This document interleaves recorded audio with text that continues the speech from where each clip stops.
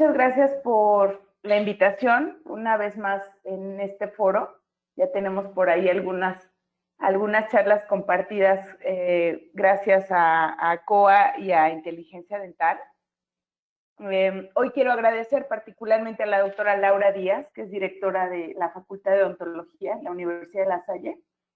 Y bueno, pues me pidió que compartiéramos alguna charla y bueno, pues creo que un tema que nunca está de más compartir con ustedes es como refrescar los conceptos o actualizar algunos conceptos en cuanto al uso de anestésicos locales, sobre todo, bueno, pues, o sea, cómo podemos exprimir estos fármacos para hacer un buen manejo del paciente con dolor. Entonces, bueno, me parece, la verdad, también padrísimo todo lo que sea cualquier institución, organismo que promueva la educación continua. Bueno, pues por supuesto que estoy a favor de fomentarla. Espero que tengan por ahí listo su cafecito o si están por empezar con paciente y bueno, pues que esta charla les sea de ayuda. Y bueno, pues vamos en general a manejar algo de cómo es pues la estructura que tocan los anestésicos locales, cómo se llevan a cabo los procesos y después cómo lo haríamos o cómo lo trasladamos ya a nivel clínico.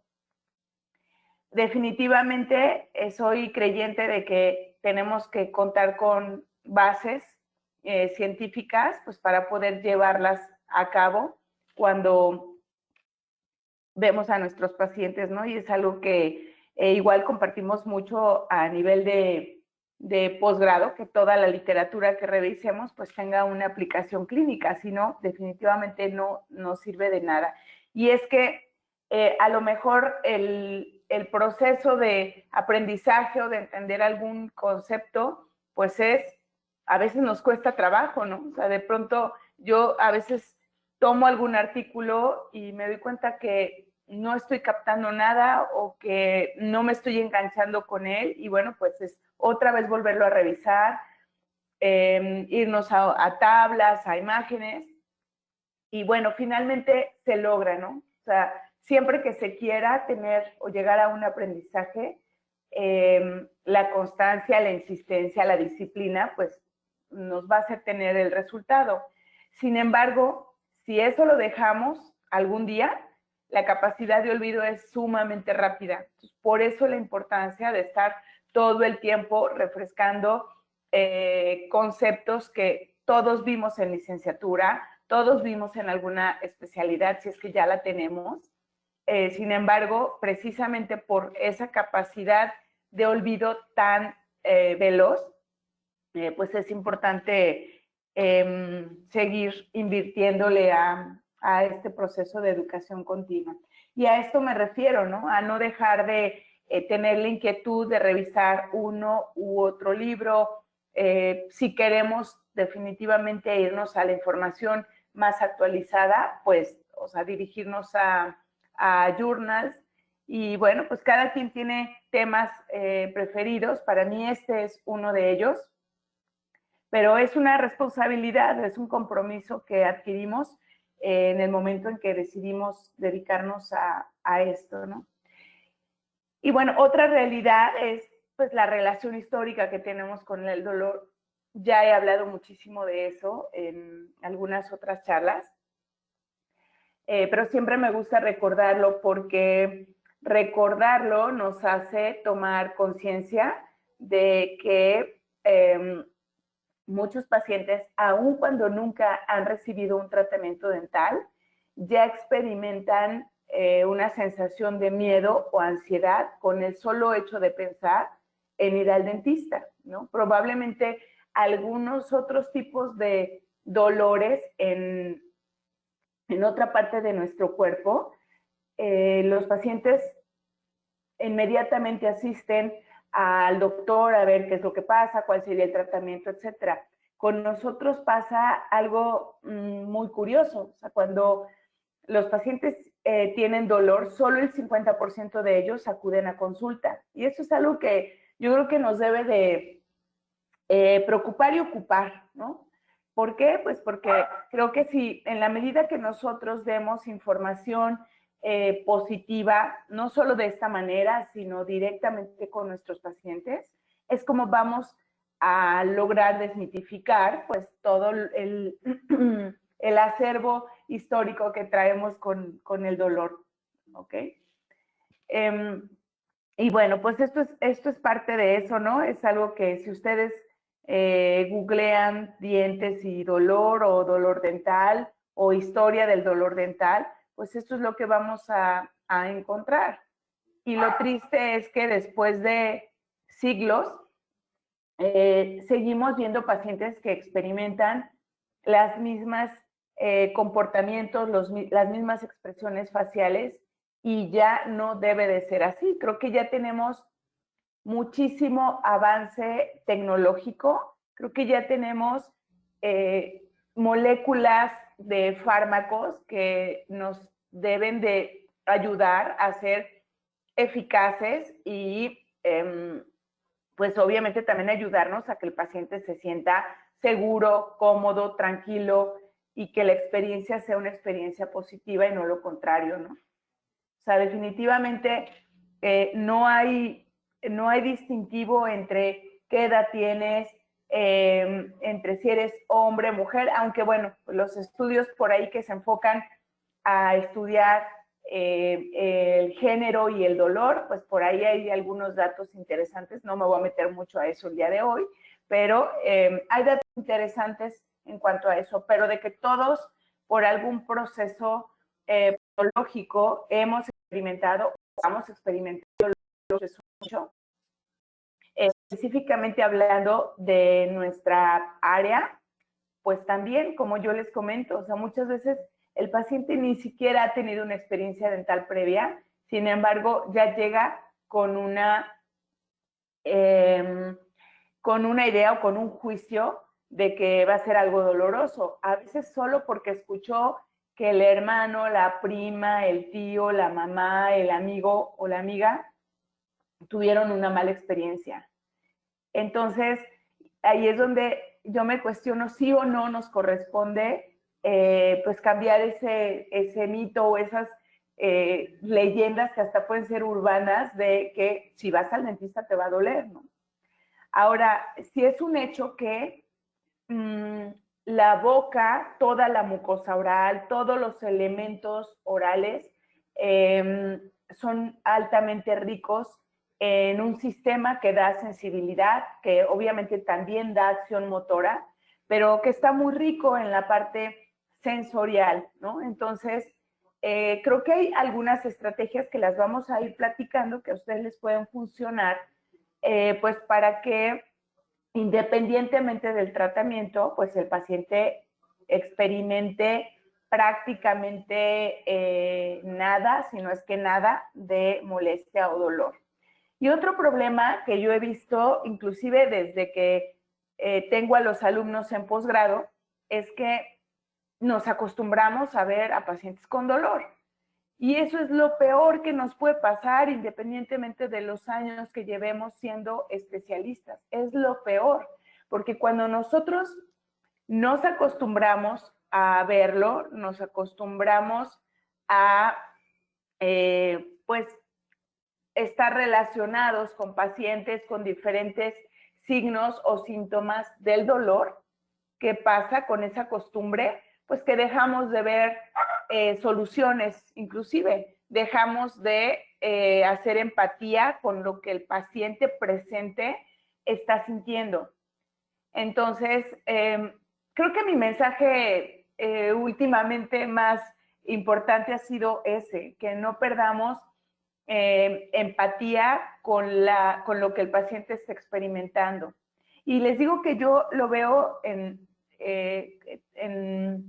profesionales muy jóvenes, ¿no? Por ejemplo, mis alumnos que van terminando una licenciatura y que están entrando con pacientes o van a entrar con pacientes y de repente me dices es que, o sea, a mi paciente le sigue doliendo y no es cierto, doctora, porque yo ya le puse 3 cartuchos ¿Cómo puede ser que le siga doliendo? Pues le sigue doliendo.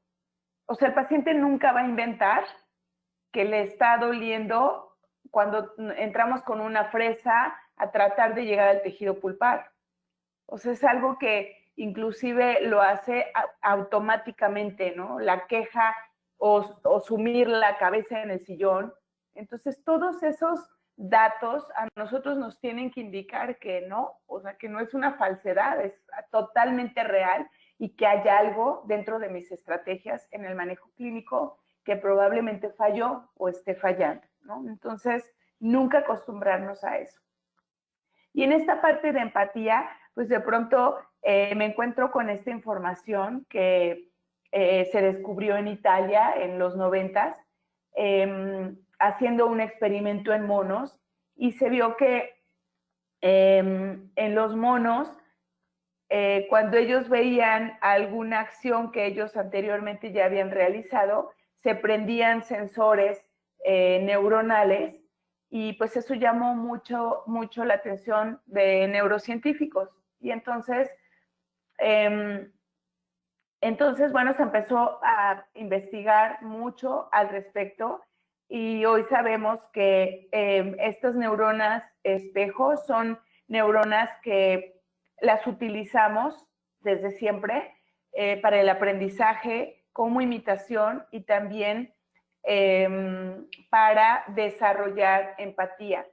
Porque sí, o sea, la empatía es algo que necesitamos desarrollar. O sea, esa es no muy, pero es fácil perderla precisamente cuando nos acostumbramos a ver algo todos los días.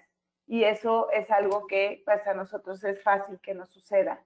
Entonces, estas neuronas espejo, para que lo entendamos como un poquito mejor o un poco más claro cómo es que imitan o dan empatía, es justo lo que sucede cuando nosotros bostezamos o vemos a alguien bostezar más bien y se nos antoja bostezar. Eso es una neurona espejo, ¿no? En este momento a lo mejor varios de ustedes están bostezando por esto mismo, ¿no?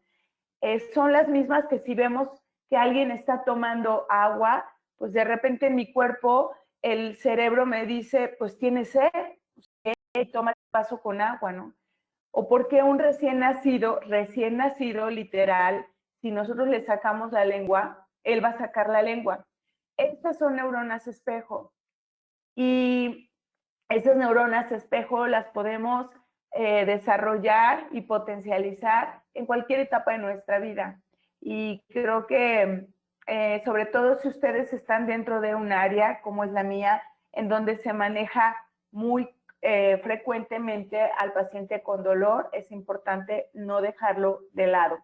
Ahora, en esta parte, en donde el paciente llega pues alterado, ansioso, inclusive, o sea, les platico, hay escalas que ya tienen mucho, que son escalas de dolor aplicadas a otras áreas.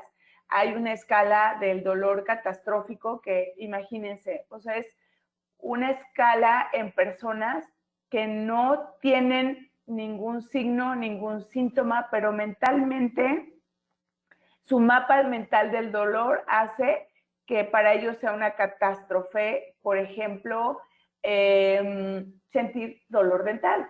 Y entonces, ¿qué ocurre? Pues que se genera un miedo y un proceso de ansiedad muy fuerte a tal grado de o empezarse a medicar o sencillamente no hacer nada, ¿no? Una vez que el dolor se vuelve crónico. Entonces, por esto es muy importante que nosotros sepamos de qué manera podemos entender también a nivel cerebral, pues, qué es lo que está ocurriendo en estos pacientes. Miren, nuestro cerebro está dividido, como ustedes ya lo saben, en 12 hemisferios. Cada uno tiene una función en particular. Y a grandes rasgos, nuestro hemisferio izquierdo es una parte de nuestro cerebro que es muy lógica, le gusta el orden, le gustan las listas de las palabras, todas las que empiecen con L, todas las que empiecen con R, les gustan las secuencias, nuestra parte lógica. El hemisferio derecho, que es que no verbal, pero muy emocional, que se expresa inclusive con movimientos corporales o con expresiones de nuestra cara. Se ocupa o se centra más en el contexto, pero es como, yo lo veo como la parte de nuestro cerebro, como el relajamiento, ¿no? El que pues vayan, es como más tal cual se expresa por medio de expresiones faciales o contacto visual. Lo más interesante de esto es que ambos lados del cerebro pueden unirse o trabajar de una manera simultánea por medio de esta estructura que se llama cuerpo calloso. Y entonces, el problema es que alguno empiece a dominar más que el otro. Y eso es algo en lo que nosotros podemos ayudar a nuestros pacientes. Claro, también, obviamente, esta teoría la aplicamos a nosotros mismos primero, ¿no? Porque si nosotros emocionalmente nos altera ver a un paciente con dolor, bueno, entonces yo tengo que trabajar primero con eso para después poder trabajarlo con los pacientes. Y entonces, algo interesante que podemos manejar aquí es que sí, o sea, podemos trabajar con ambos hemisferios del cerebro, es decir, el hemisferio derecho estaría ayudándonos inclusive a darnos datos en nuestro cuestionario, dejar que el paciente hable de su experiencia, de lo que ha sentido. Hay pacientes que en el interrogatorio inclusive se ponen a llorar porque tienen, no sé, a lo mejor 1 mes, 2 meses, 2 semanas con episodios de dolor agudo y luego pues crónico, pero no han podido dormir bien, no han podido comer bien, no se sienten a gusto en su trabajo. Y entonces es una afectación como integral, ¿no? del paciente. Entonces es importante que él hable, claro, no 2 horas, pero sí que exprese lo que ha sentido o lo que siente en ese momento. Y también algo que inclusive lo vemos quienes tenemos hijos con nuestros hijos, es como validar su experiencia, ¿no? Validarla y aparte empatizar con ellos. ¿Sabe qué? Yo también tuve una fractura, me dolió muchísimo, entiendo perfecto lo que estás sintiendo. Entonces, hacer esa validación y empatizar con esa emoción del paciente es un valor agregado para el manejo del paciente con dolor. Tiene muchas implicaciones clínicas que nosotros hagamos esta parte en la fase inicial del tratamiento. Y ya después en el hemisferio izquierdo, pues ya ordenamos la idea, a ver, mire, lo que está ocurriendo es esto, su problema lo provocó esta situación. El diagnóstico que usted tiene se refiere a que hay inflamación, a que hay infección, etcétera, con palabras sencillas, porque no nos vamos a poner a hablar del polimorfonuclear ni de la bradiquinina con el paciente, pero con palabras sencillas explicarle, esto es lo que lo provocó, este es su diagnóstico y en esto se va a basar mi tratamiento. A lo mejor necesitamos algún fármaco. Durante la consulta es importante que usted no sienta dolor. Si lo siente, por favor, inmediatamente me lo dice. Y es algo que a lo mejor nos va a llevar algunos minutos más, pero hace toda la diferencia para el resto del tratamiento. Y entonces vamos a empezar con la base, ¿no? Que para mí siempre la base es la definición. De pronto, si nos podemos ir hasta la etimología de la palabra, pues mucho mejor, ¿no? Pero ¿de qué va esta definición de dolor? Bueno, actualmente que yo sepa, seguimos definiéndolo como una experiencia que involucra sensaciones. O sea, ahí nos está hablando de la fisiología, ¿no? De lo que realmente está pasando en los tejidos, pero que también involucra emociones. Y esto es algo, o sea, esta definición ya tiene muchos años siendo como la definición base de la Organización Mundial de la Salud. Nunca han eliminado el factor emocional. Quien lo elimina es uno, ¿no? Con la práctica, con las carreras, con el día a día, con la costumbre. Entonces, Integrar la parte emocional siempre a los pacientes que vamos a manejar, sobre todo al paciente con dolor, a todos obviamente, pero sobre todo al paciente con dolor. Es una experiencia, además de todo, consciente. O sea, el paciente está en sus 5 sentidos sintiendo el latido, la punzada, el calambre, lo que sea como él manifieste, pero lo está sintiendo, está consciente. Y hay muchos factores que se han ido agregando a esta definición, como pues obviamente memorias, ¿verdad? Porque ahora el tema de no solo el manejo del dolor, sino ansiedad y miedo, pues es lo que va a estar como muy, muy fuerte en cuanto a información, en cuanto a investigación, y mucho más después de lo que vivimos con la pandemia, ¿no? Entonces, memorias, emociones, patologías, genéticos y cognitivos. Entonces, en esta parte, por ejemplo, de genéticos, esto es algo que ya les había compartido en su momento, hay rasgos que nos pueden decir, bueno, si el paciente, de acuerdo a sus rasgos genéticos, es un paciente que es más sensible al dolor o es más inclusive resistente a los anestésicos. Y esto es algo que déjenme decirles que sobre todo para nosotros que somos de sangre e información genética latina, sobre todo nos debe llamar la atención porque las personas con mayor sensibilidad al dolor o con umbrales más bajos al dolor o con mayor resistencia a los anestésicos son justo las personas con rasgos como los nuestros, ojos oscuros, cabello oscuro, tez también de morena a más oscura. Entonces, creo que es información muy interesante y con total aplicación a la clínica.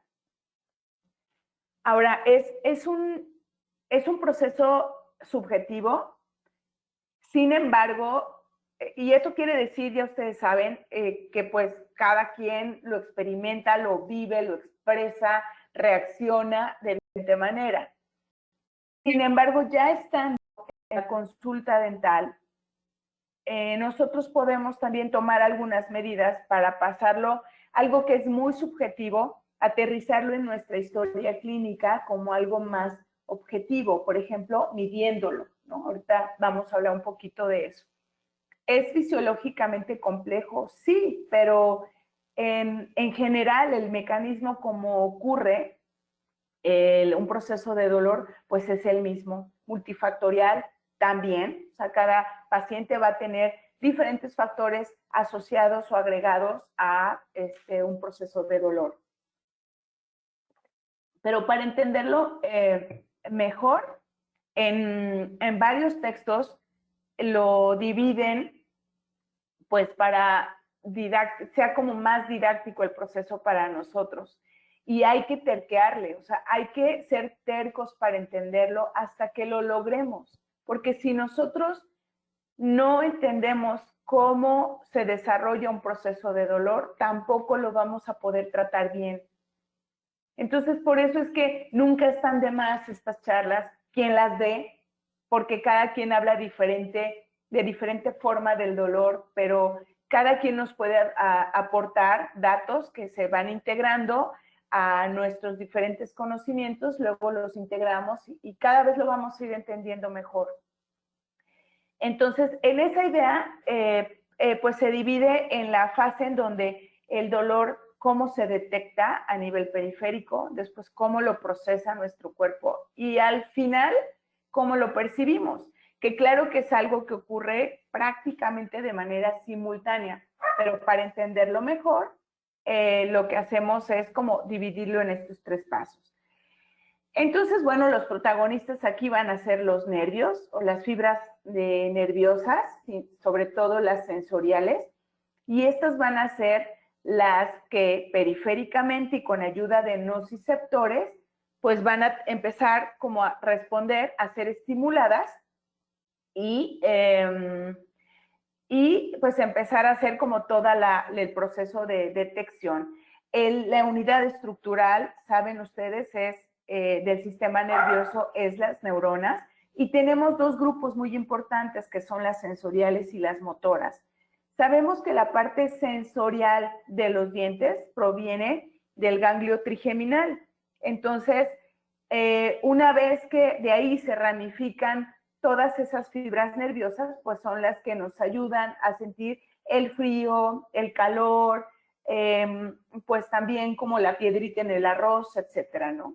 Y la estructura básica consta de pues, axón, mielina, una membrana nerviosa. Hay fibras que cuentan con mielina, que esas son nuestros mejores aliados a nivel de diagnóstico. Porque una fibra que tiene mielina, que son las A delta y que están dentro del tejido pulpar, es una fibra que es muy rápida, es muy precisa para mandar el mensaje al cerebro. Y entonces, cuando la mayoría de fibras que están estimuladas tienen mielina, pues el paciente está padrísimo, porque el paciente nos dice, es que este es el diente que me ha estado molestando, no tengo ninguna duda, hacemos pruebas y efectivamente, tomamos radiografía y efectivamente. Entonces, esas son nuestro mayor aliado a nivel de diagnóstico. Hay otras que carecen de mielina, pues que son un poquito más traicioneras, ¿no? A esas dentalmente o en los tejidos dentales las ubicamos como fibra C, están como en la parte más profunda del tejido pulpar y les digo que son traicioneras porque primero el dolor que desencadenan por no tener mielina, pues es un dolor como mucho más pausado o pulsátil, o sea, de hecho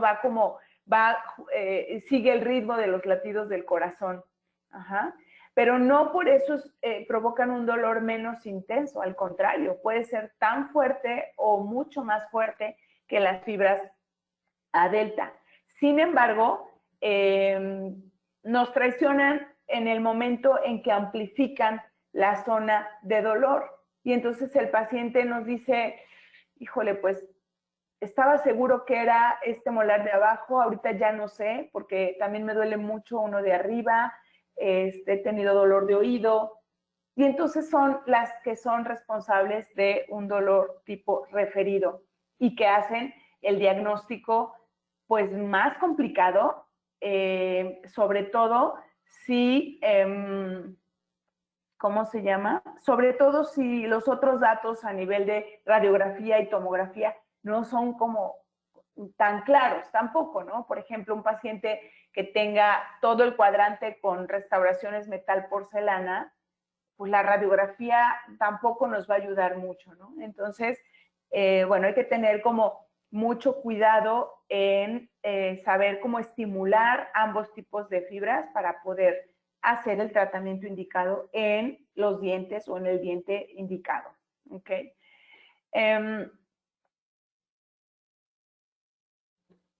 La estructura de la membrana de las fibras nerviosas es como la estructura de cualquier célula. Es una estructura que se entiende bajo un concepto que se llama mosaico fluido y no es nada más que lo que todos ya conocemos de la bicapa de fosfolípidos y que está en toda su extensión, tiene incrustadas todo eso que ven en colorcitos azul, rojo, pues son proteínas insertadas que tienen muchas funciones en las células, ¿no? O sea, intercambio de iones, aceptación o captación de nutrientes, salida de nutrientes, etcétera. Es una estructura que le da permeabilidad, flexibilidad, etcétera. En esta estructura de mosaico fluido, justo como una proteína de un tamaño importante, es donde se encuentran los receptores de los anestésicos locales. Estos anestésicos básicamente están fabricados para que químicamente reconozcan esta parte del mosaico fluido.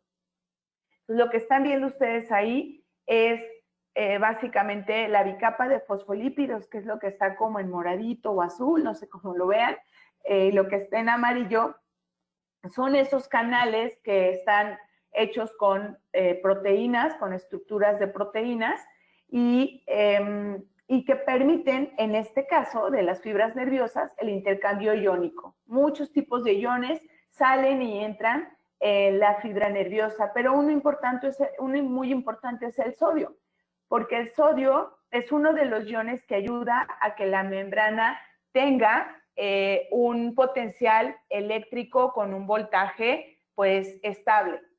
Cuando hay nociceptores o mediadores inflamatorios que estimulan o provocan que haya mayor entrada de sodio a la fibra nerviosa, bueno, entonces hay un descontrol en ese potencial eléctrico dentro de la fibra nerviosa. Y es cuando, pues, el paciente, además de tener dolor, pues necesita ser anestesiado para que podamos realizar nuestro tratamiento, ¿no? Y entonces, en resumen, pues este es el sistema que a nivel de detección nos ayuda para el siguiente paso, ¿no? Son fibras A beta, que principalmente están en ligamento periodontal, A delta y fibra C en pulpa. Y estas fibras nerviosas de una manera normal producen constantemente sustancias que estimulan en muchas situaciones, muchos procesos en una pulpa sana. Es decir, estas sustancias llamadas neuropéptidos, que como su nombre lo dice, pues son péptidos producidos por las fibras nerviosas. Cuando el paciente no tiene ningún problema, cuando la pulpa está normal o en estado de salud, tienen funciones inclusive hasta para regular el flujo sanguíneo dentro de pulpa, la presión, etc. Sin embargo, cuando hay un proceso inflamatorio, las fibras nerviosas empiezan a exponenciar la producción de estos neuropéptidos. Los más importantes, seguramente por ahí los han escuchado, es sustancia P y péptido relacionado genéticamente a la calcitonina, que aumentan, hay estudios que han visto que aumenta hasta 120 veces más la cantidad de sustancia P en una pulpa inflamada. Y entonces, ¿qué sucede? Que estos neuropéptidos tienen implicación o tienen efectos sobre su mismo sistema. Es decir, mientras más neuropéptidos se produzcan, la fibra nerviosa va a tener más crecimiento, que es lo que están viendo ustedes en la imagen del centro, que es la imagen de un cuerno pulpar. Perdón, pero es un artículo en blanco y negro, pero me gusta mucho, es un artículo muy interesante. Es un cuerno pulpar en la imagen A, y en la B, después de provocar inflamación, vean cómo las fibras nerviosas germinaron o arborizaron. Entonces, ese es un efecto sobre su mismo sistema. Pero los vasos sanguíneos también tienen un receptor en su membrana, en la membrana de las células endoteliales, que acepta a esos neuropéptidos. Y una vez que el neuropéptido se pega en esos receptores en el vaso sanguíneo, lo que sucede es que el vaso sanguíneo se vasodilata, hay aumento de permeabilidad vascular, hay edema, y entonces pues ya sabemos cómo se manifiesta eso a nivel clínico, ¿no? Estas son más fotografías, estas son del libro de Cohen, pero son de una autora que de apellido Frista, que le ha dedicado su vida a estudiar fibras nerviosas dentales. Entonces, ¿y cómo se comportan con un proceso inflamatorio o de dolor, ¿no? Entonces, lo que ven en negro son tinciones que tienen plata, y así se tiñen las fibras nerviosas, y vean, todos estos son marcadores de los neuropéptidos. Lo que están viendo en las tres imágenes básicamente es los marcadores de los neuropéptidos, ¿no? Ahora, ¿cómo se traduce eso a nivel clínico? Pues básicamente con dos apellidos que se llaman alodinia e hiperalgesia. Y alodinia e hiperalgesia también tienen apellido materno, porque a nivel clínico, por ejemplo, la alodinia, bueno, el ejemplo clásico es el que están ustedes viendo, ¿no? Cuando nos asoleamos indiscriminadamente, sin protector solar, como lagartijas en el sol, y unas horas después no podemos ni siquiera ponernos una playera, ¿no? Ese es un tejido que está con un proceso de alodinia.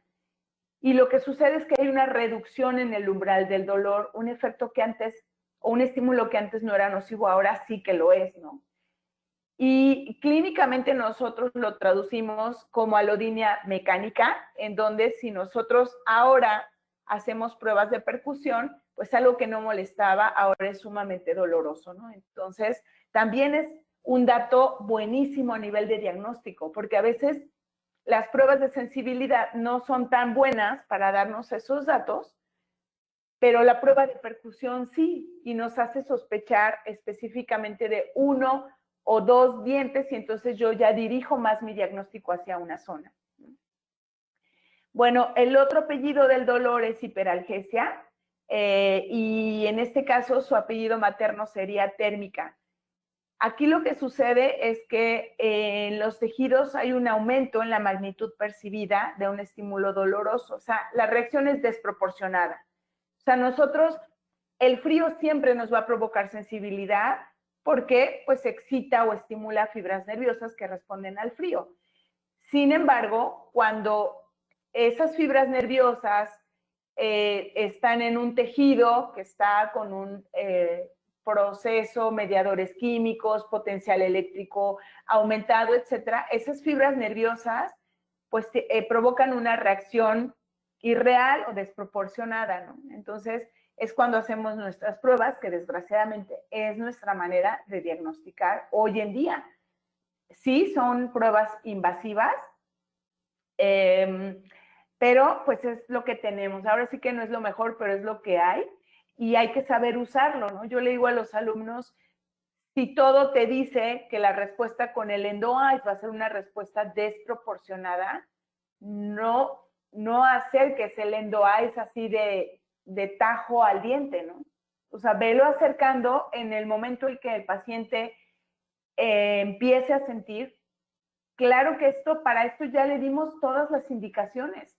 O sea, casi usted va a respirar, después va a parpadear y después va a sentir el frío y en ese momento me levanta la mano. Para que el paciente sepa que estamos alertas y únicamente lo que queremos es saber qué diente es y cuál es el diagnóstico, ¿no? Y entonces la hiperalgesia es primaria cuando está localizada a nivel dental, a nivel periférico, pero es secundaria cuando ya el mensaje se procesó y llega al sistema nervioso central.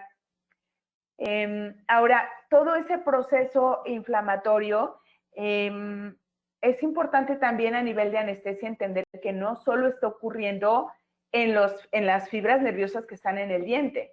O sea, acuérdense que esas fibras nerviosas, ya se los comenté, tienen su origen en el ganglio trigeminal. Entonces, todo ese origen nervioso también puede tener ya inflamación presente, neuropéptidos, arborización nerviosa, y entonces eso hace aún todavía más un reto lograr una anestesia profunda. Tiene ya algunos años que se descubren estos, no que se descubren, sino más bien se les empieza como a dar algunos otros nombres de acuerdo a sus propiedades. Pero se descubren unos en particular, eso sí, que de hecho son detectados por primera vez en el pez globo, que es un pez que tiene 4 dientes. Entonces se les llama tetrodóntidos. Lo que vieron es que esos canales, que se les llama resistentes a la tetrodotoxina, son canales que están presentes en neuronas sensoriales. Sí lo están viendo en la tabla. Por ejemplo, acá aparecen desde el NAV 1.6 hasta el 1.9. Del 1.7 al 1.9 están en el tejido pulpar. Y se les llama también canales de sodio acoplados al voltaje a todos, dependientemente del sistema en donde estén. Y por eso es que ahí tienen, por eso su nombre lo ven como NAP. El NA es de sodio y la B es de voltaje. Y este es básicamente el voltaje que manejan, por eso se les da este valor. Ahora, lo fuerte es, la noticia fuerte es que están en neuronas sensoriales. Y pues nosotros tenemos neuronas sensoriales en el tejido pulpar. Una vez que estos canales están abiertos o expresados, que por supuesto que están abiertos o expresados en pacientes con diagnósticos de dolor como pulpitis irreversible sintomática, empiezan a aumentar, pero además se mantienen abiertos siempre y cuando haya presencia de mediadores inflamatorios como prostaglandinas, bradiquinina, histamina, etc. Entonces, el problema es que esos mediadores inflamatorios los mantienen abiertos y si quiere entrar una molécula de lidocaína no puede. Y si quiere entrar articaína no puede. Entonces, hay que buscar cuáles serían las estrategias para poder, de todas maneras, aun cuando tengamos estos canales abiertos, anestesiar bien al paciente. Lo vamos a platicar ya más aterrizado en unos minutillos. Después tenemos el procesamiento, que es básicamente qué ocurre o qué tiene que pasar para que suba el mensaje al sistema nervioso central. Porque el dolor es algo muy bueno. Por eso es que la última charla que di de dolor en el Congreso Nacional de Endodoncia, le puse oda al dolor, porque en realidad, mientras más lo entendemos, más nos damos cuenta de lo maravilloso que es contar con este mecanismo de defensa. Nos tiene que avisar por medio de dolor que algo está pasando en nuestro cuerpo y esta es la forma. Entonces, una vez que sube por una vía que se llama tracto espinotalámico y bueno, a grandes rasgos lo más importante es que llegue a tocar una corteza. En ese trayecto, inclusive, se sensibilizan a nivel de núcleos. Hay un núcleo muy importante por ahí, por donde está el tálamo, que se llama núcleo caudalis, y en ese núcleo se sensibilizan neuronas de segundo orden. Y hay muchos efectos con la sensibilización de estas neuronas de segundo orden, pero algo que sucede es que se amplifican los impulsos transmitidos a sitios más altos del cerebro, y no solamente eso, sino que a nivel periférico, o sea, en el primer molar inferior que nos está doliendo, se amplifica el dolor y también el área del dolor. Entonces, esas neuronas de segundo orden, mientras más extendidas o mientras más abarquen en espacio central, también van a provocar pues que exista o se empiece a presentar dolor referido. Se amplifica no solo los impulsos, sino también el área en donde el paciente está refiriendo hiperalgesia y dolor referido. Estas son las cortezas a las que tiene que llegar ese estímulo dependiendo de qué tipo de dolor sea, ya sea agudo o crónico. Vaya, tiene que llegar a una corteza. Hay pacientes que inclusive llega el dolor a la somatosensorial, pero si el dolor por varios días es un dolor agudo, llega un momento en que inclusive se puede empezar a ser crónico. Y en ese momento, pues es cuando ya está afectado no solo el hemisferio izquierdo, sino el derecho, y entonces el paciente ya empieza a tener afectación emocional importante, ¿no? Es un paciente que no solo puede llegar triste a la consulta o deprimido o muy serio, sino también lo podemos ver en pacientes que llegan muy molestos, ¿no? O que son inclusive hasta groseros cuando nos están respondiendo el cuestionario o con la recepcionista de nuestro consultorio, etcétera. Es porque pues el dolor ya afectó su corteza frontal. Y algo para mí que es como la base clínica para poder entender la percepción de cada uno de nosotros al dolor, pero sobre todo pues en el paciente que yo voy a tratar, está en esta última parte que es la percepción. En esas cortezas es donde se lleva a cabo la percepción del dolor. Es decir, si nos quemamos con la plancha, una vez que ese estímulo llega a la corteza es lo que nos hace mover el brazo para no seguirnos quemando. O si nos picamos con un alfiler, es justo lo que hace que nosotros nos movamos. Tendría que ser también lo que hace que pues, el paciente vaya al consultorio dental a atenderse. Sin embargo, no es así. ¿Por qué? Porque hay miedo y ansiedad involucrados. Puede ser, como ya les dije, por experiencias previas o por anécdotas por otras personas. Pero ya una vez que tenemos al paciente en el sillón dental y que ya percibió el dolor, ¿cómo vamos a nosotros a controlar esa percepción del dolor? Absolutamente todo se lo tenemos que explicar. Y algo que me va a ayudar a saber pues cuál es el diente problema, justo es el diente control. Pero el diente control, para que nosotros hagamos esa prueba, nosotros primero tenemos que manipular la percepción del paciente al dolor, que es diciéndole, mire, le voy a colocar una prueba, es frío, es un diente sano, pero un diente sano como también está vivo y también tiene como nervios, lo va a sentir muy rápido. En cuanto lo sienta, me avisa. Es normal que usted lo sienta así. Entonces el paciente ya sabe a lo que vino, ¿no? Ya sabe lo que va a sentir y esa misma prueba la vamos a repetir en el diente problema y entonces sí vamos a detectar nosotros de una manera súper minuciosa. Nuestros 5 sentidos deben de estar ahí, como siempre. ¿Cuáles fueron las diferencias entre el diente control y el diente problema? Estos son dentro del consenso del diagnóstico, los diagnósticos en donde pues se nos presentan pacientes con con dolores, con cuadros de dolor como más intenso y que probablemente necesiten un apoyo farmacológico, no solo a nivel de anestesia, sino a nivel de otros fármacos como AINES, o antibiótico en caso de que el dolor sea provocado por un proceso infeccioso, ¿no?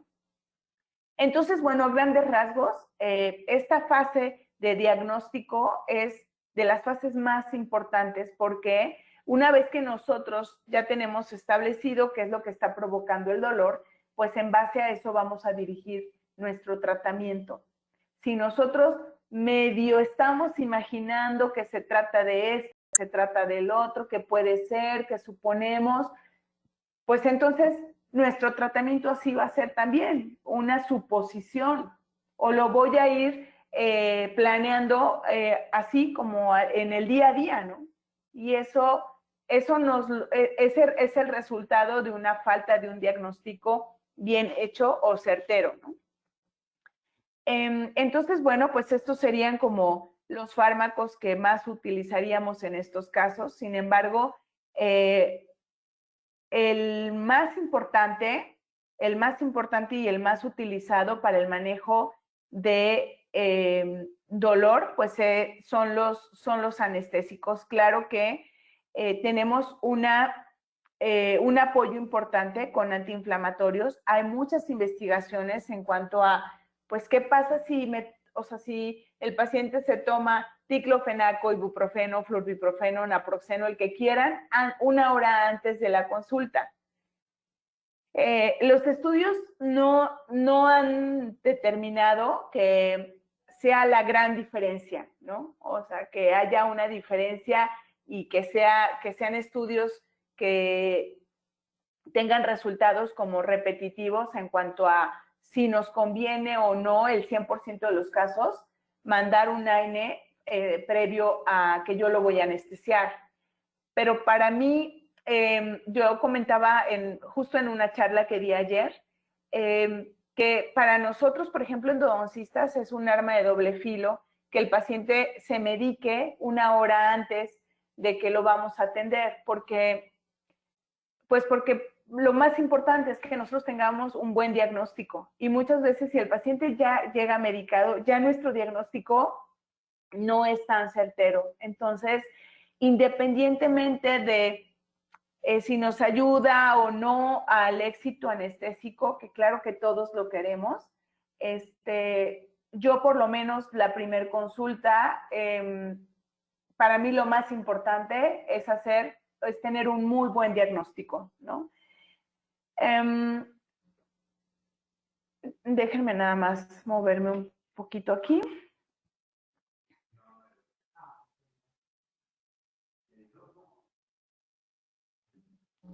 Ok, entonces, bueno, dentro de los procesos que nos ayudan a entender cómo nuestro cuerpo mueve al fármaco, a lo que conocemos como farmacocinética, básicamente esto nos va a definir todas esas como procesos de nuestro cuerpo, cómo va a ir moviendo ese medicamento. Específicamente estoy hablando, por supuesto, de los anestésicos locales. La farmacodinamia nos va a ayudar a entender qué es lo que el fármaco hace en nuestro cuerpo, o sea, su mecanismo de acción.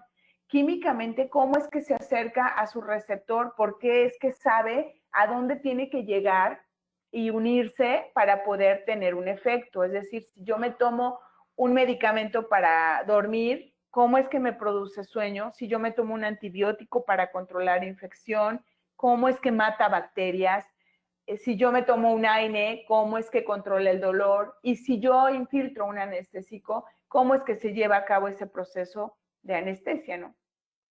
Y esto es la base farmacológica, o sea, que químicamente el fármaco tenga una similitud química molecular con una parte de mi cuerpo, a lo que se le llama receptor. Es una parte de nuestro sistema biológico con el cual la droga va a interactuar.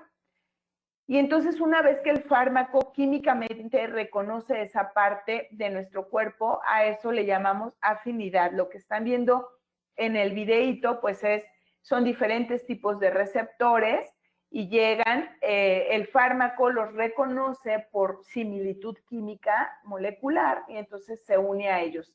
Algunos de esos receptores, ya lo vimos, pueden estar ahí en la membrana, pueden estar incrustados en la membrana o pueden estar internamente, como por ejemplo las enzimas, ¿no? Como en el caso de los AINES o de los antibióticos que actúan a nivel enzimático.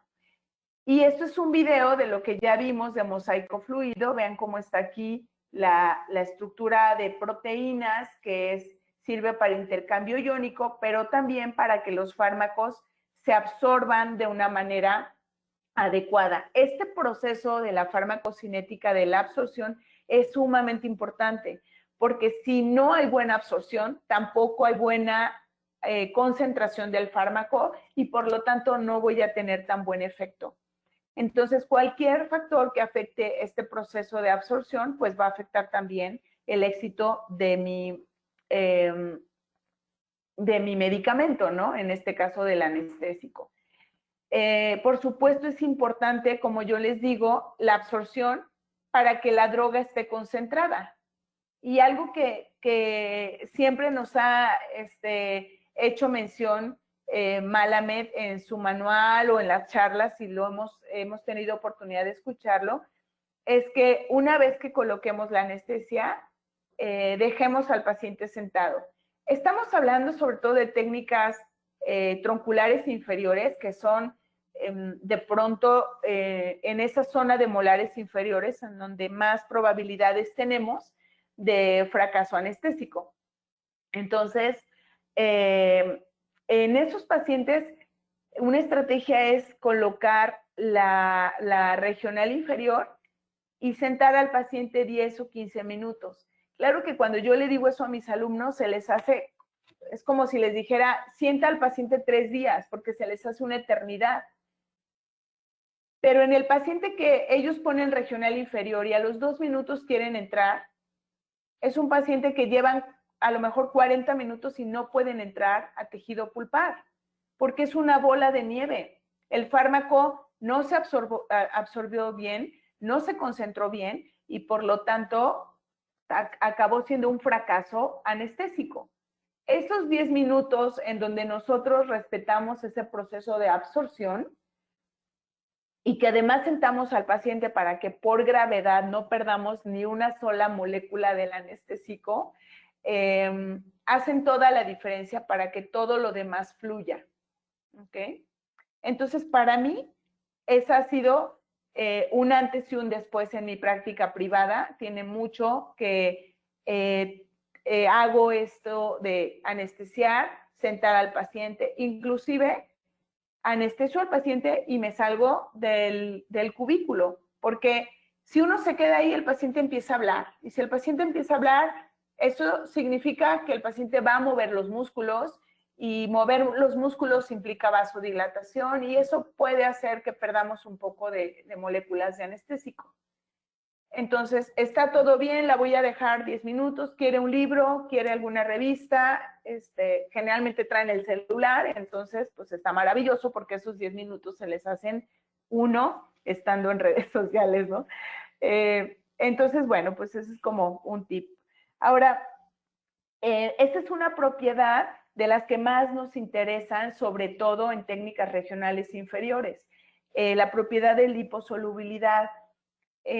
La verdad es que a ciencia cierta, yo honestamente sigo sin entender muy bien cómo se mide la liposolubilidad en los fármacos, específicamente en los anestésicos. Apenas estuvimos en una cumbre de dolor y con un muy buen amigo, Ricardo Toba, nos dieron una presentación y bueno, pues seguíamos ahí como que un poquito confundidos.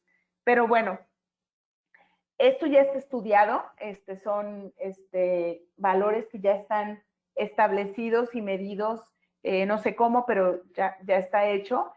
Y tenemos anestésicos con diferentes grados de liposolubilidad. Definitivamente, el más alto en liposolubilidad es la bupivacaína, que aquí en México no tenemos. En frontera la consiguen porque están en frontera.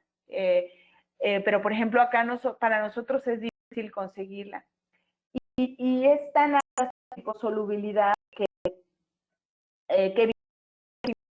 no necesita bajo su porcentaje porque su liposolubilidad es muy alta y eso hace que la droga sea muy potente. ¿Cuál sigue para abajo en cuanto a liposolubilidad? Pues la articaína, definitivamente. Entonces, si nosotros queremos nuestro primer bloqueo o un bloqueo que tenga potencia anestésica, pues tendríamos que pensar en articaína como una molécula adecuada.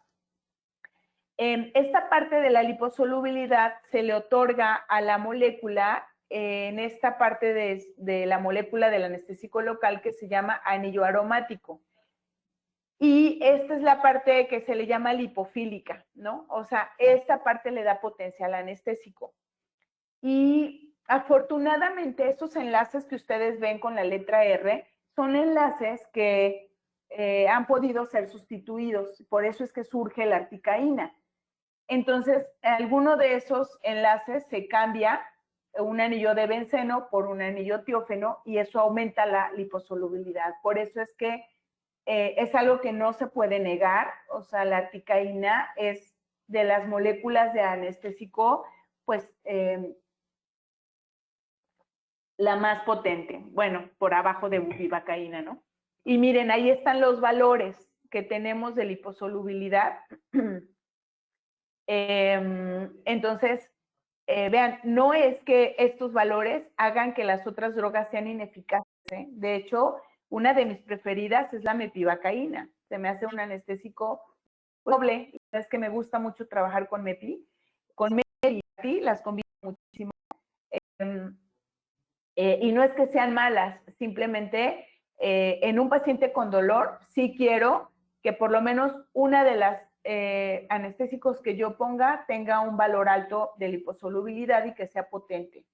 Entonces, este anillo tiófeno lo que ha hecho a nivel ya de estudios es que ha dado un elevado porcentaje de éxito anestésico cuando lo usamos en pacientes en donde es más probable que tengamos ineficacia anestésica, ¿no? Como es en el caso de pacientes con dolor dental, en donde vean del 30 al 80% puede ser que tengamos ahí un fracaso anestésico, ¿no? Entonces, ese anillo tiófeno es el que nos hace tener una tasa de éxito aumentada en un 67% de acuerdo a este estudio. Es una tasa que cambia dependiendo de qué autor lo haya estudiado, pero pues ha dado muy buenos resultados. Sobre todo, por ejemplo, se le ha estudiado cuando se utiliza en la técnica suplementaria por bucal. La suplementaria bucal básicamente es como poner una local en superiores, pero ponerla en inferior. Y a mí me encanta, o sea, desde que utilizo la suplementaria por bucal, la verdad es que me siento mucho más segura porque mi técnica lingual o bucal nunca fue muy buena. Entonces, esto la verdad se me hace una técnica muy amigable. Me gusta que si nosotros la colocamos por bucal en el fondo de saco, pensar que es una molécula que va a atravesar una estructura como es la cortical, que es muy densa, y la verdad es que también a nivel de investigación o estudios se han visto como muy buenos resultados cuando complementamos la mandibular o la regional inferior con una suplementaria por bucal. No es la bucal que todos conocemos, es suplementaria por bucal. Entonces, bueno, en estos pacientes, por supuesto que, fíjense, este es un paciente que vi hace muchísimos años, de hecho, cuando yo vivía en Puebla. Es un paciente que nunca lograron anestesiar. De hecho, entraron a cámara pulpar, pero pues el paciente literal abrieron cámara y pusieron una torunda, pero el paciente nunca estuvo anestesiado. Entonces, de estar con el otro doctor, lo manda al consultorio. Yo no tenía mucho de egresada del posgrado, inclusive, y pues el paciente venía en un grito de llanto y de dolor. En cuanto nosotros quitamos la torunda, pues esto es lo que tuvimos, ¿no? Muchísimo sangrado, pues por obvias razones, ¿no? Es una pulpa tan inflamada que esta inflamación, yo lo veo como cuando drenamos un absceso, ¿no? Cuando abrimos, hacemos incisión y drena pus, es exactamente lo mismo. Cuando abrimos y encontramos esto, pues esa pulpa, eso era lo que quería, salir, drenar, sacar edema, sacar todos esos cambios que hay a nivel vascular, ¿no? Inclusive aunque nosotros únicamente le demos 5 o 10 minutos para que drene solo por la parte coronal, sin tocar el tejido pulpar ya dentro de las raíces, es algo que va a generar alivio en los pacientes. A lo mejor 24, 48 horas. Claro que hay que entrar a remover todo el tejido. Si podemos en esta cita, lo hacemos de una vez, ¿no? Pero a lo que voy es que es algo con lo que no podemos jugar, ¿no? O sea, es algo que, por eso al inicio de la charla yo les comentaba, tenemos que también inclusive recordar cuál ha sido nuestra experiencia más fuerte con dolor, por una fractura, porque me corté con una navaja, la que sea, pero acordarnos de cuál fue nuestra experiencia con dolor, y si nunca la hemos tenido, qué bueno, pero entonces trabajar en no perder empatía con lo que el paciente está experimentando, ¿no? Por ejemplo, este paciente venía muy anestesiado de todo menos del tejido pulpar. Entonces, bueno, pues utilizamos otro anestésico con otra técnica suplementaria hasta poder entrar al tejido pulpar sin que el paciente sienta absolutamente nada, ¿no? Y bueno, luego tenemos otro dato importante para el manejo adecuado de anestésicos locales, que es el famosísimo PK, que de pronto puede ser un dolor de cabeza entenderlo. Pero a mí algo que me ha facilitado mucho, no solo para entenderlo, sino para explicarlo, es pues entender primero a ver qué es, ¿no? Y si yo también en mi cuerpo tengo un valor similar. Entonces resulta que sí, o sea, el pK es un valor de pH. Y bueno, pues, ¿qué es lo que le da el pH por lo pronto a mis tejidos? O sea, el pH, recordemos, de nuestras clases de química, que es un potencial de hidrógenos. Entonces, eso que determina la cantidad de hidrógenos que haya unidos a otras moléculas o a otros iones en un tejido determinado, le va a dar a mis tejidos una acidez o una alcalinidad. Y entonces eso es lo que yo tengo en mis tejidos. ¿Qué es el pK en los fármacos? El pK en los fármacos es básicamente lo mismo, pero con las moléculas del fármaco. Y entonces, ¿cómo se obtiene el pK? Bueno, esto lo hacen aquellas personas que están dedicadas a la farmacobiología o QFBs, y lo que hacen es, de alguna manera, equilibrar las partes ionizadas y no ionizadas de las moléculas de un fármaco, encontrar o tratar de encontrar un equilibrio, y una vez que lo encuentran, a ese equilibrio me refiero a equilibrio iónico, y una vez que lo encuentran se toma el valor de pH. Y entonces ese valor de pH va a ser el pK de los medicamentos.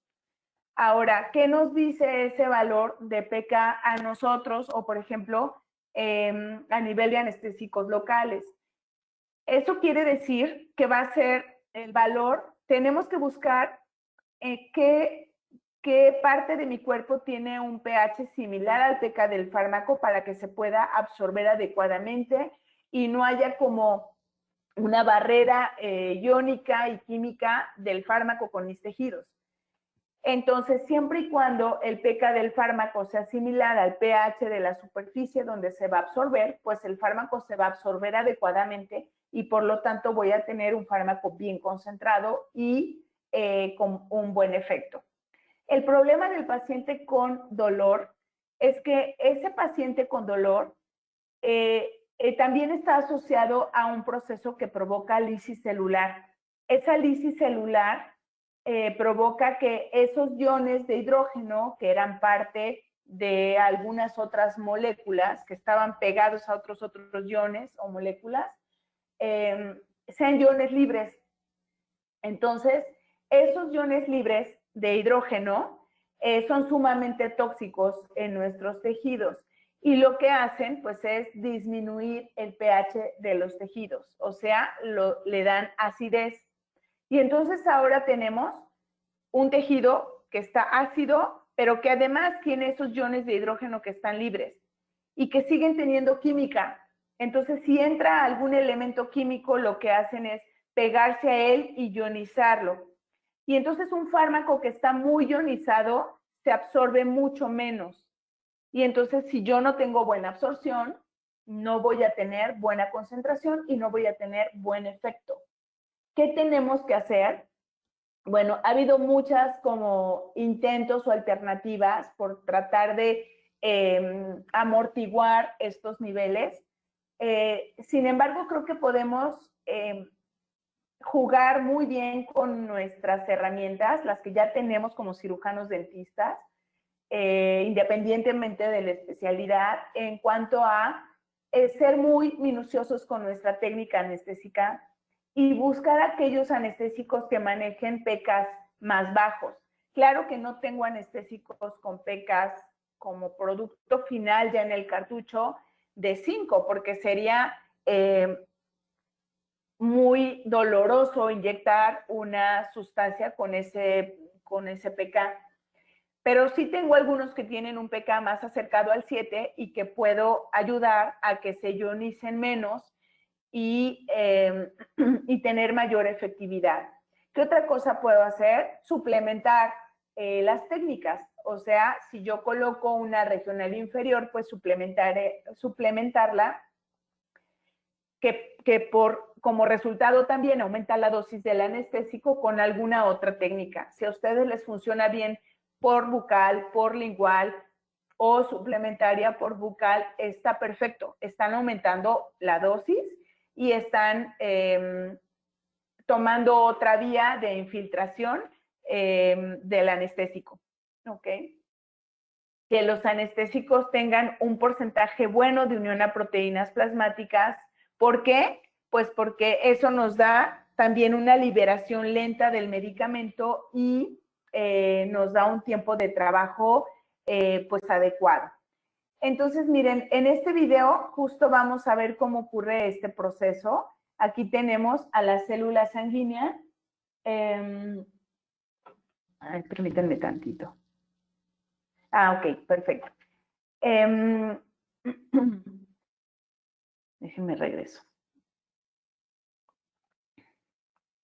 Entonces tenemos a la célula sanguínea con una proteína de la sangre y la droga. Entonces vamos a ver cómo es que el fármaco lo infiltramos, entra a torrente sanguíneo y la droga que queda libre, o sea, la que no está atrapada por una proteína del plasma, es una droga que como no aumenta su tamaño molecular o su peso molecular, puede salir, como lo que están viendo.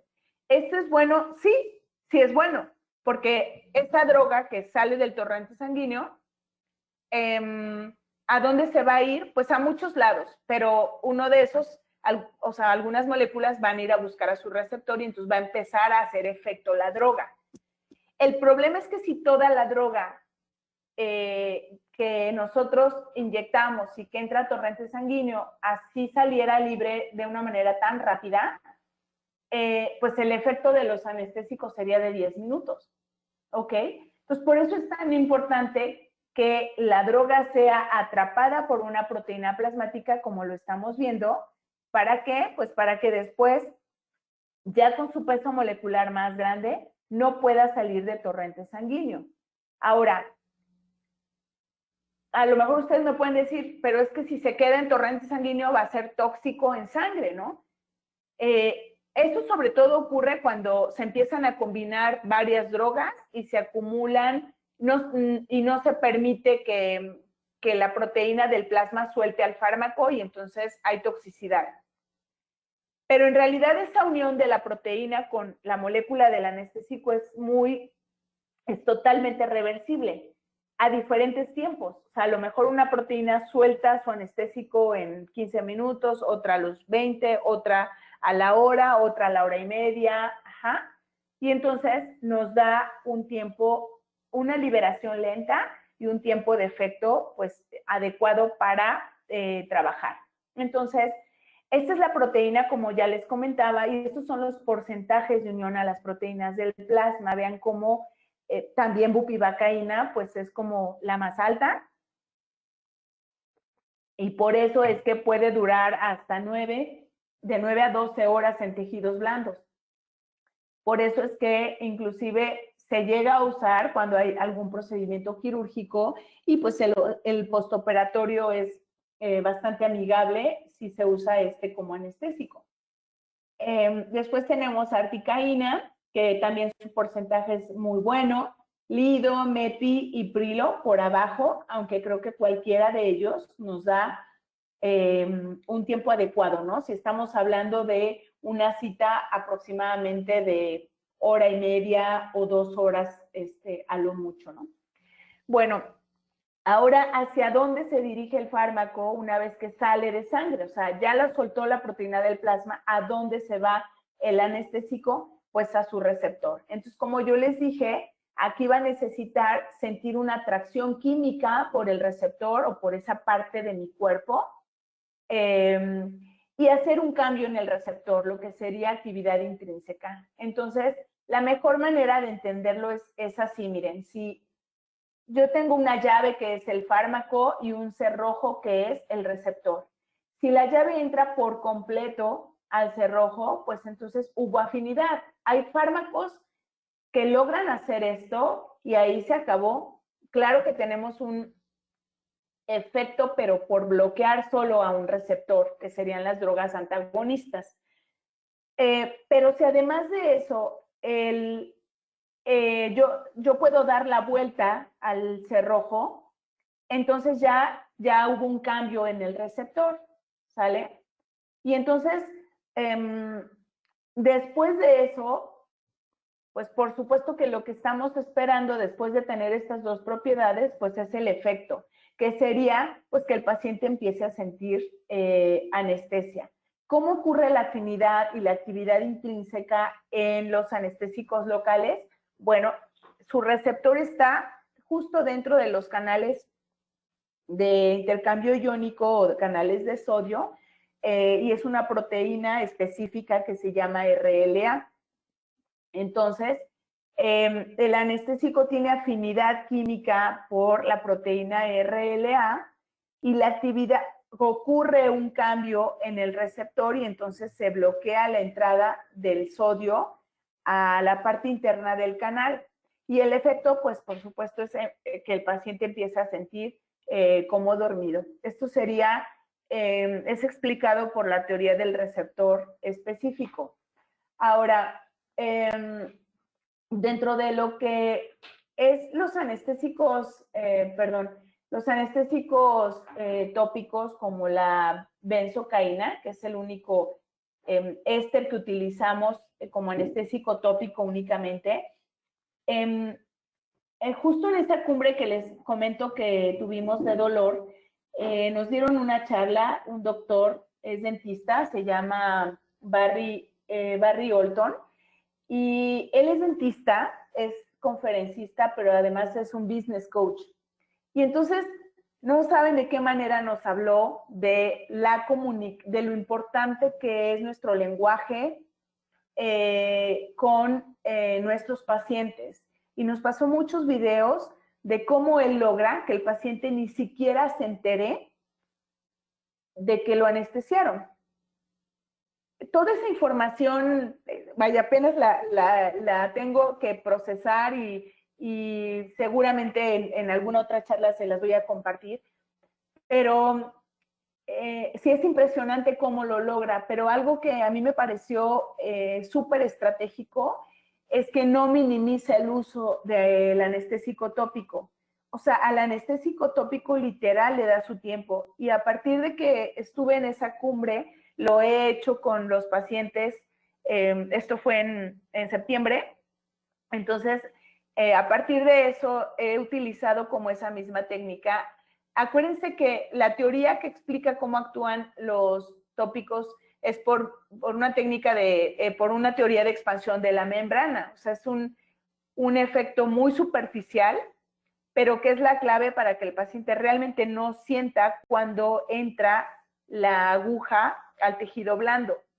Y entonces, por ejemplo, él en los videos nos enseñaba cómo la tópica la está frotando en el tejido donde va a anestesiar por lo menos de 1 a 3 minutos. Y una vez que hace eso, en ese momento ya tiene el bisel de la aguja dentro del tejido blando.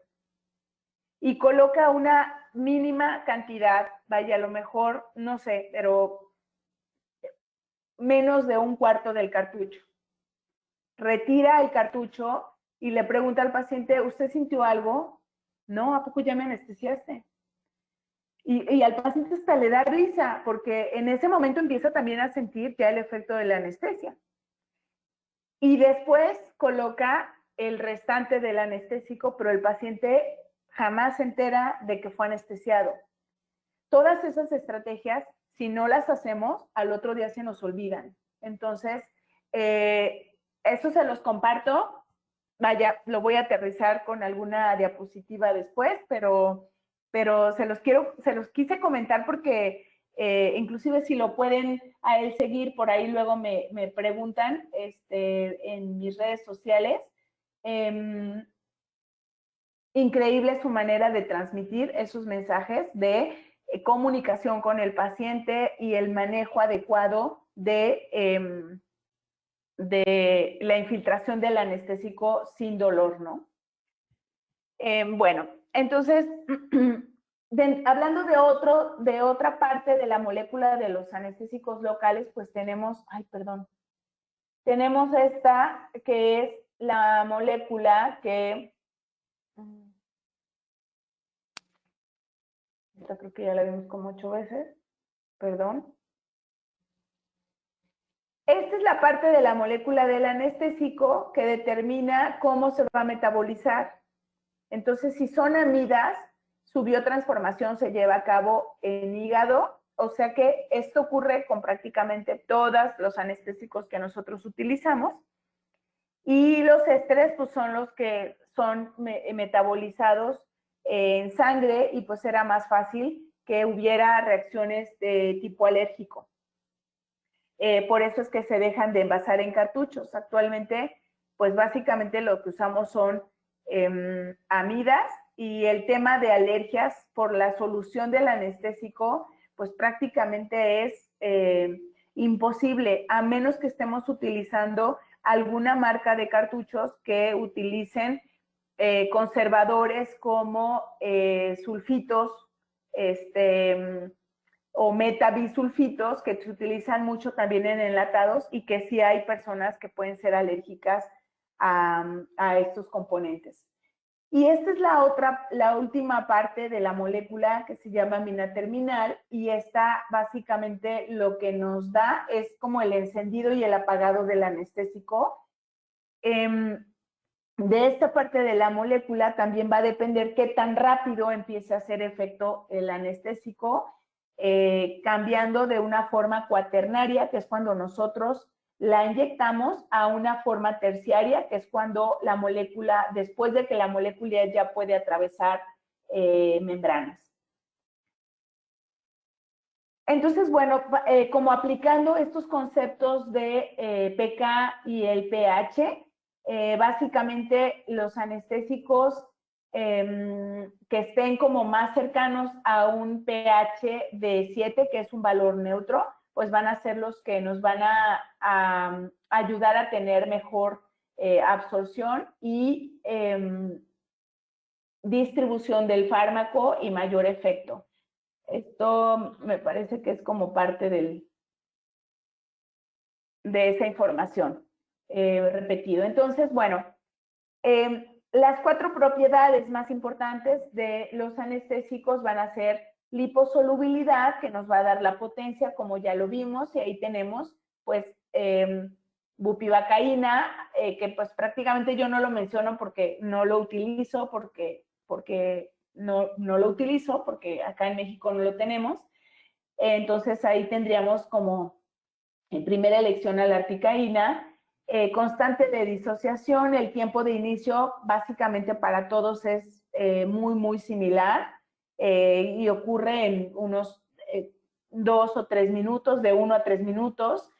¿Cómo ocurre el metabolismo? Y eso es algo que nos tiene que dejar tranquilos porque el metabolismo ocurre a nivel hepático y una vez que el anestésico es biotransformado en el hígado, pues el resultado son también metabolitos, sin embargo no son metabolitos que puedan provocar reacciones alérgicas. Entonces, también creo que tenemos que estar seguros y tranquilos de que los anestésicos son sumamente seguros en cuanto a reacciones alérgicas, ¿no?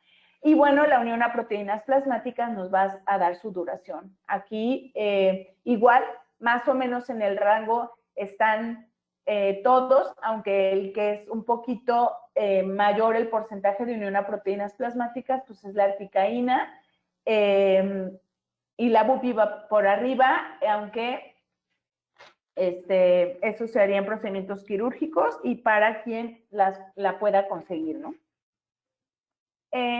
Ahora, los anestésicos vienen y esto es solo como cultura general, es algo que yo sé que todos sabemos, simplemente tenemos que recordar que la manera como nosotros vemos reflejada la concentración del anestésico en el cartucho es por medio de un porcentaje, que significa básicamente cuántos gramos de soluto o del anestésico están disueltos en 100 mililitros de solvente. En México, los cartuchos que nosotros utilizamos se enfrascan con 1.8 mililitros de solución, que por cuestiones prácticas, para que nosotros sepamos cantidades máximas y mínimas, vamos a dejarlo en 2 mililitros, para saber exactamente qué significa el 2%, el 3% y el 4%. Lo único que tenemos que hacer es mover el punto del 3% a 30, vaya a moverlo hacia la derecha para que nos dé la cantidad de miligramos sobre mililitros. Y esa cantidad de miligramos lo tenemos que multiplicar por los 2 mililitros del cartucho. Entonces, todos los cartuchos que vengan con el anestésico al 3% tienen 60 miligramos de anestésico, solo de anestésico. No estoy hablando de vasoconstrictor. Al 2% por 2, 40 miligramos, y al 4%, que el único es articaína, serían 80 miligramos. Y aquí algunos datos de dosis máximas en cuanto a los miligramos. Por ejemplo, lidocaína, 10 cartuchos, articaína 4, aunque esto es variado dependiendo de la literatura que revisemos. O sea, hay artículos que nos dicen que en paciente sano pueden ser hasta 7 de articaína de una manera segura. Aunque bueno, ya utilizar inclusive 3, ya nos tiene como que, ya tenemos que buscar por otro lado, porque, o sea, me refiero a otras estrategias, porque llegar a dosis máximas, nada más así porque lo puedo hacer, no, creo que antes de eso hay muchas otras estrategias para que yo con 1 o 2 cartuchos pueda manejar perfectamente a un paciente con dolor por 1 hora, hora y media, 2 horas.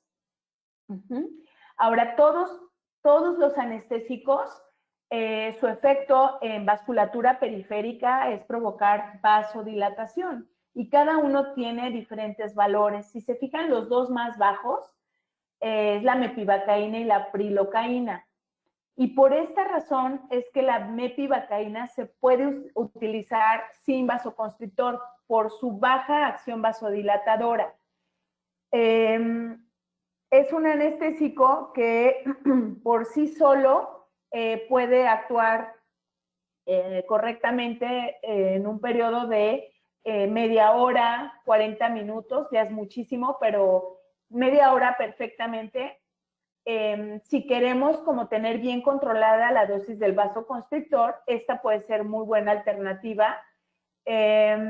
Y después, inclusive después la podemos complementar con alguno que sí tenga vasoconstrictor. Algo les iba a comentar de la mepivacaína, pero ya se me olvidó. Bueno, aparte viene, o sea, hay presentación con y sin vasoconstrictor, ¿no? En caso de que queramos seguir trabajando con MEPI, pero el trabajo que vamos a hacer dura hora y media, 2 horas, pues entonces la escogemos con el vasoconstrictor, ¿no? Ahora, ¿cuál es el receptor del vasoconstrictor? Los vasoconstrictores son análogos de la adrenalina que mi cuerpo produce. Por lo tanto, sus receptores pues prácticamente son los mismos de mi adrenalina. Entonces, por eso se les llama receptores adrenérgicos. Estos receptores adrenérgicos se conocen con las letras griegas alfa y beta. Y en base a qué receptores ocupa el vasoconstrictor, pues es que vamos a tener su efecto, ¿no? Por supuesto que el vasoconstrictor se utiliza para, de alguna manera, compensar la acción vasodilatadora del anestésico y que el efecto anestésico pueda durar más tiempo. Entonces, bueno, ¿qué sucede si el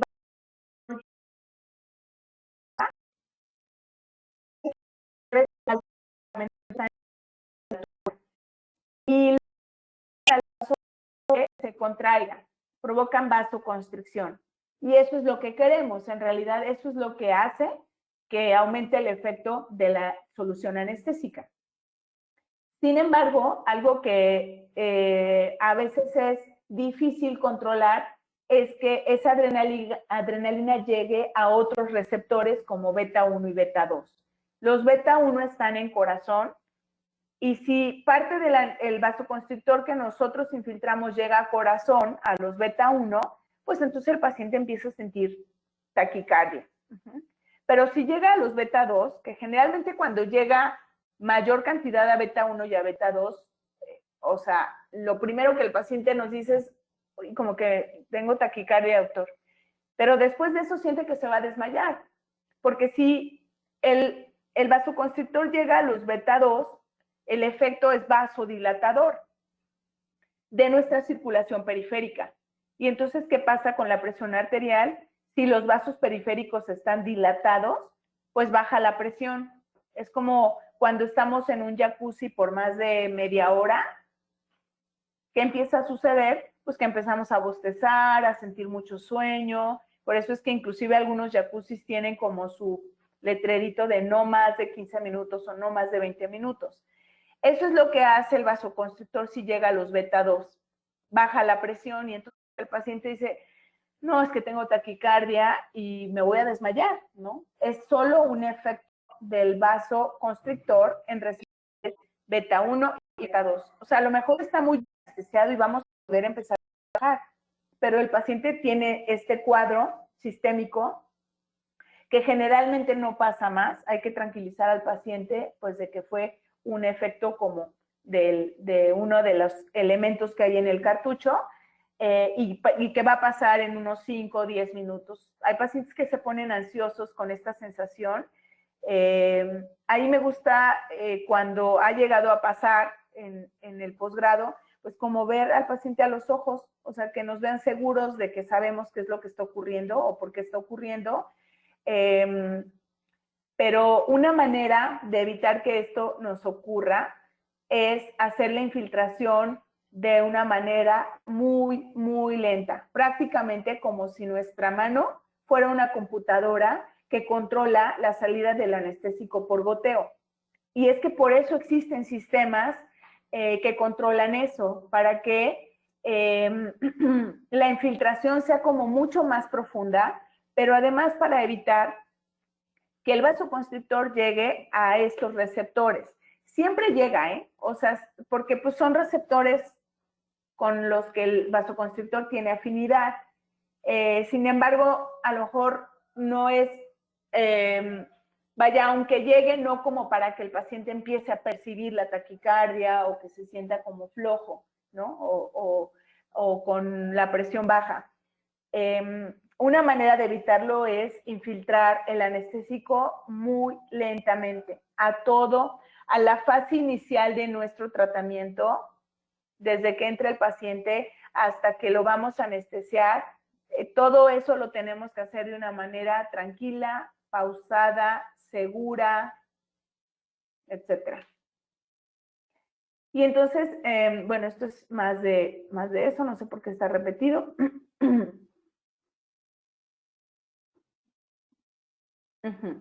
Ahora, acuérdense que el vasoconstrictor lo ubicamos en el cartucho por medio de radio de concentración. Entonces, el vasoconstrictor es lo que viene como 1 a 50,000, 1 a 100,000 o 1 a 200,000. ¿Qué significa? La base, bueno, es un radio que lo que significa es cuántos gramos de soluto o de vasoconstrictor están disueltos en mililitros de solvente. Y entonces un promedio o una base es el que tenemos de 1 a 100, que contiene 1 gramo de epinefrina en 100 mililitros de solvente. Y lo que nos da esa operación básicamente son 10 microgramos sobre mililitros. Y eso nuevamente lo vamos a multiplicar por los 2 mililitros del cartucho, que recuerden que en realidad son 1.8 y no 2, pero por seguridad lo redondeamos a 2 y obtenemos que un cartucho que venga con una concentración de 1 a 100,000, pues contiene 20 microgramos. Entonces, si nosotros tenemos que hacer alguna interconsulta con algún médico general por alguna situación sistémica del paciente, debemos de saber la cantidad en microgramos del vasoconstrictor que estamos o que vamos a administrar. 1 a 50,000 son 40 microgramos, es el menos concentrado. más bien es el más concentrado, y el más diluido es 1 a 200,000, que son 10 microgramos, ¿ok? Y bueno, por ahí 40 microgramos en pacientes que tienen algún tema cardíaco, ¿no? Levonorfrin es otro vasoconstrictor, generalmente viene combinado con MEPI al 2%, y por ejemplo, tiene poca o nula actividad en receptores beta 2, entonces a mí este es un vasoconstrictor que me gusta, les digo que me gusta trabajar con MEPI combinado con ARPI, porque siento que tanto el anestésico como el vasoconstrictor con el que se combina son bastante nobles, ¿no? En cuanto al tema de parestesia, sobre todo asociado con la molécula de articaína, la verdad es que fue algo que sobre todo empezó a hacer mucho ruido en Canadá, pero en realidad nunca hubo no ha habido una evidencia científica que relacione a la articaína con un aumento de incidencia de parestesia. Lo que sí ha sucedido es que se ha asociado a parestesia con articaína, pero también relacionado a muy altas ventas de este anestésico en cierto mercado. Y a esto inclusive se le da un nombre de efecto Weber, que es que pues prácticamente todos los efectos sistémicos o secundarios que existan de una droga se le atribuyen a esa porque es de su tipo la que es como la más utilizada en el mercado. Y esto lo estudian organismos que básicamente farmacovigilan de qué manera se están vendiendo. Entonces, esto es algo que ocurrió en Canadá, pero creo que pues después ocurrió en muchas partes del mundo. Sin embargo, como tal, no se ha asociado que la articaína tenga un efecto neurotóxico. Por el contrario, hay mucha literatura que demuestra que la articaína inclusive es el que tiene valores neurotóxicos más bajos y por eso es que es la única que está al 4%. Entonces, creo que es algo que nos hace pensar en cuanto a, bueno, mejorar nuestras técnicas de anestésicos. Si quiero utilizar articaína, pues se me hace también como muy buena opción combinarlo con otros anestésicos, que eso inclusive hasta nos puede dar un sinergismo positivo en cuanto a la eficacia de estos medicamentos, ¿no? Entonces, bueno, como conclusiones, bueno, pues ya para terminar, y si tienen por ahí alguna pregunta, espero poder contestarla. Entender la fase de dolor de los pacientes, pues todo este rollo de empatía que ya platicamos, manejar el miedo, la ansiedad, siempre dándole u ofreciéndole al paciente la mayor información posible, porque un paciente informado es un paciente que toma la decisión del tratamiento ya por un sentido lógico y no por una emoción.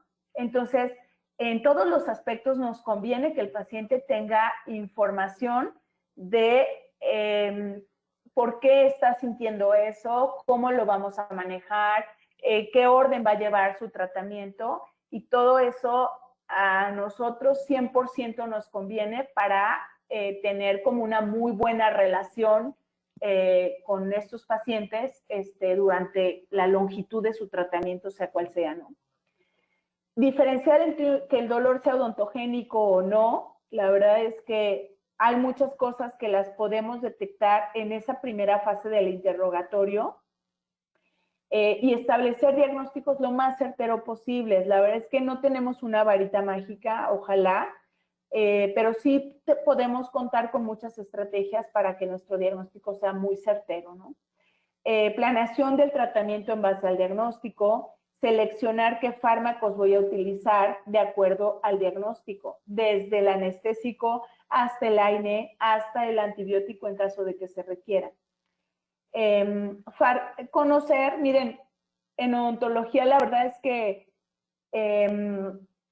creo que somos un poco afortunados en que no necesitamos manejar una enorme cantidad de fármacos. En realidad son pocos los que utilizamos y sobre todo por eso es que tenemos una enorme responsabilidad de entender súper bien cómo es su farmacocinética y cómo es su farmacodinámica, ¿no? Entonces es una responsabilidad adquirida en el momento en que entramos al área de la salud. El anestésico local es un derecho para los pacientes. Que el paciente tenga información positiva o negativa, creo que en mucha parte depende de nosotros cambiar ese chip y que el paciente lo tome como más amigable, que vaya con gusto, bueno, no con gusto, pero por lo menos que se sienta tranquilo o seguro en el sillón dental, ¿no? Y si nosotros estamos contentos y satisfechos con lo que hacemos, es algo que empáticamente también se lo vamos a transmitir a los pacientes. Entonces, si el paciente está feliz, el operador está feliz. Y si el operador está feliz y está satisfecho con lo que está haciendo, pues el paciente también se lo vamos a transmitir, ¿no?